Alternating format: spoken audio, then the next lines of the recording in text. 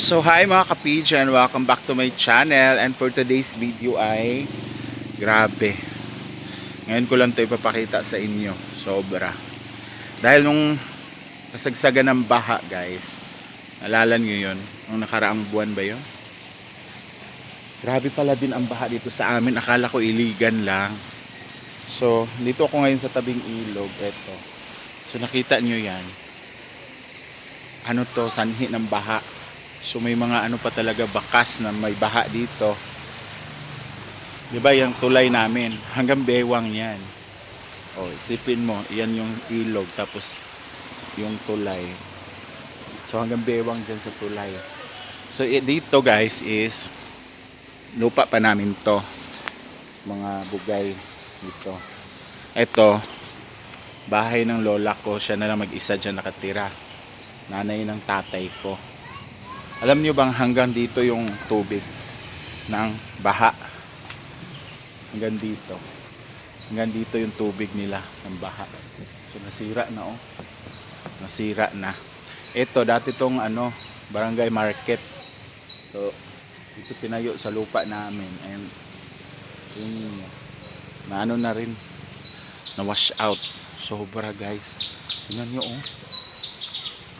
Oh.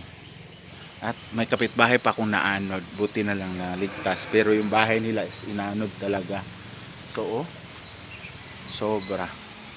So tingnan nyo pa dito guys ha. May papakita pa ako sa inyo. Ito kasi mga pinsan ko to, kasi common pa to na lupa. Ito yung bahay ng lola ko. Oh. Ito yung parang pantawan ba, naabot pa to ng tubig. Nandito yata yung tubig ko. Tapos dito guys, bahay ito ng auntie ko. Oh, hanggang dito yung tubig guys oh. Sipin nyo oh. So kung ako, matangkad na ako, tapos hanggang balikat ko yung tubig. Nakakaloka guys. Yung CR ng lola ko, wala nang dingding. Dahil inanod na. Oh, wala nang dingding. Grabe pala talaga nangyari. Grabe nangyari dito guys. Oh, ayan. So, oh, dito may mga takip pa to dati. Kasi parang tambakan ng mga ano, mga panggatong. Diyos ko.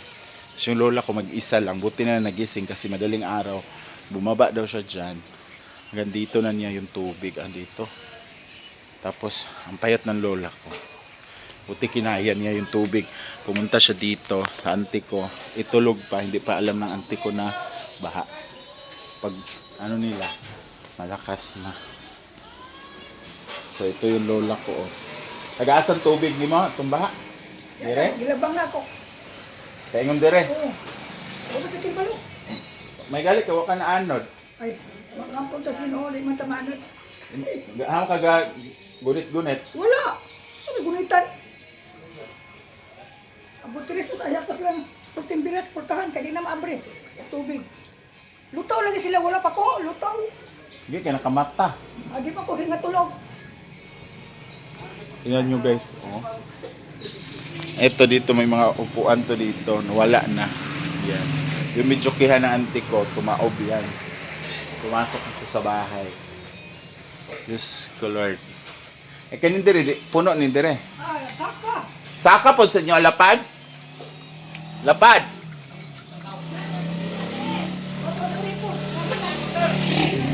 Ah, pati dito pala, oh.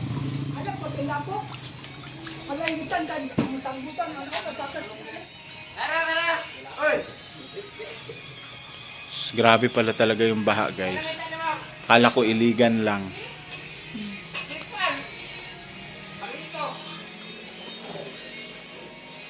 Grabe pala talaga. Puntahan ko rin yung bahay ng kapatid ko kasi pati daw doon nabahaan din siya. So tingnan natin. So dito naman yung bahay ng kapatid ko guys. Sa tama yung tubig. Nisulat ko sa ka dahil naamo na yung likod pinakuan. Na? Natangtang magulang na hardoplex dito sa likod yun. Pinakuan sa kuan. Dari lugar taman. Sa ka lagi din. Dapit. Diyos ko. Grabe yung... Ay, natanggal pala yung ano nila sa kusina, guys. Buti may ano pa siya. Tingnan mo, Diyos ko, grabe pala talaga yung baha na yun, Yan pa, mga alaala ng baha. Aman mo na nakakada yun. Sa gym. O di mo sa kadra. Niya matakap na eh. Grabe na sadyod ka. Daghan na gid siguro kayong mamatay po. Sukit, tanawan ko ng kuwan o sa dingding o. Kana nga laki ka. Ana. Kani? Oh, diha. Nasudlan, nasulod. Sulod.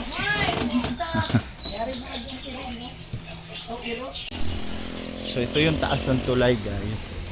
Kung makikita nyo, ito yung taas ng tulay.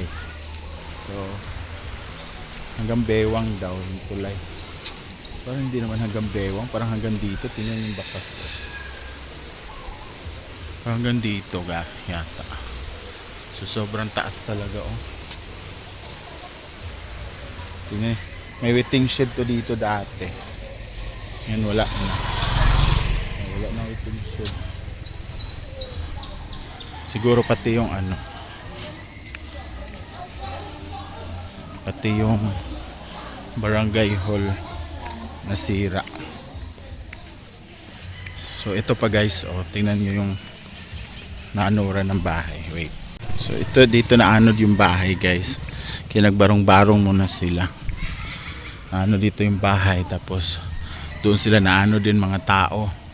May-ari ng bahay dyan. Tingnan nyo, daming saging yan dyan dati. Ngayon, wala na. Diyos ko, Lord. Pati dito, nasira mga sopa.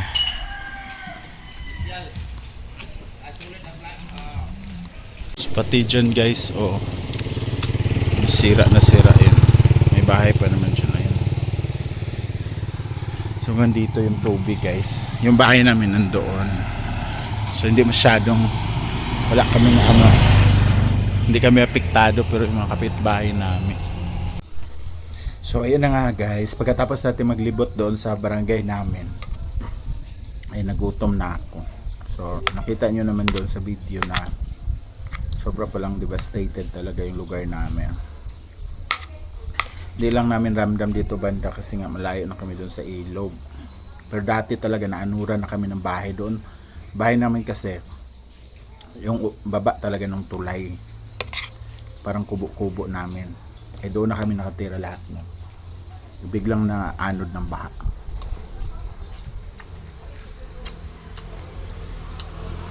Buti na lang may mga kapitbahay kaming mabait.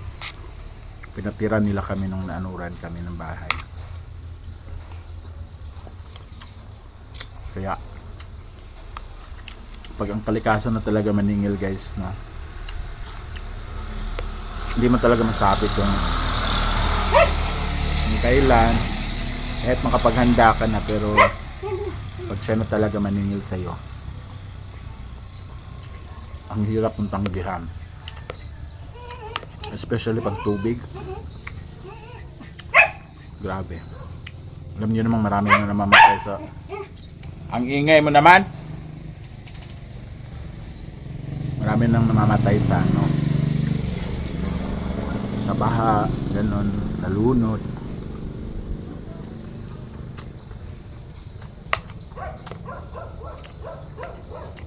Kaya blessed pa rin tayo na kaiwas tayo.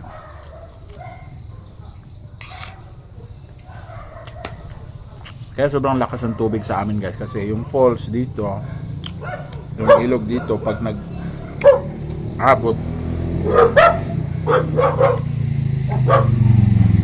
inagitnaan talaga yung barangay namin sa ilog at saka sa falls.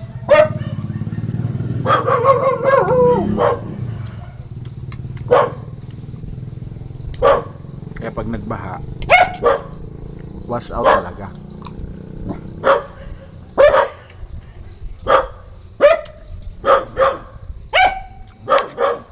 Pero yung baha na yun, yun daw yung pinakamalakas.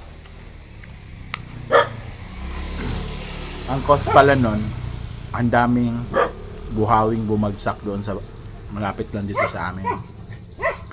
Kaya ayun.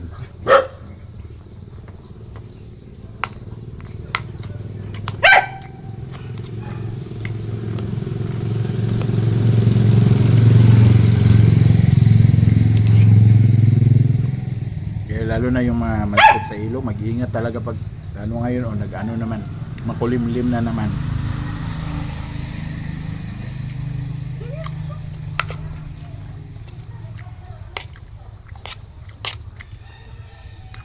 Ayaw tumigil ng ulan. Alam mo yun? Sobrang ano, redundant na yung everyday nilang halos mag-ulan.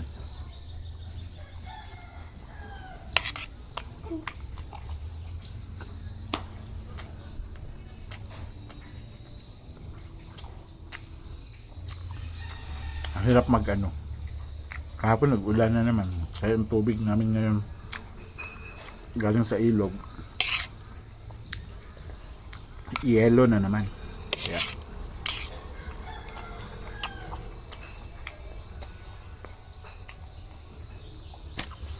nasyahala.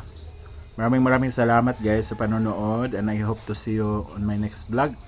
And I hope na suportahan nyo pa rin ako guys, kasi ang dami ko pang gustong ma-achieve dito sa pag-vlog guys. Gusto ko pang maayos talaga tong bahay namin. I'm so disappointed talaga kasi akala ko malaki yung sahod ko ngayon this month. Ang kunti lang pala. So ang bibilhin ko ngayon is materialis lang muna. Para yung next is yung pambayad naman sa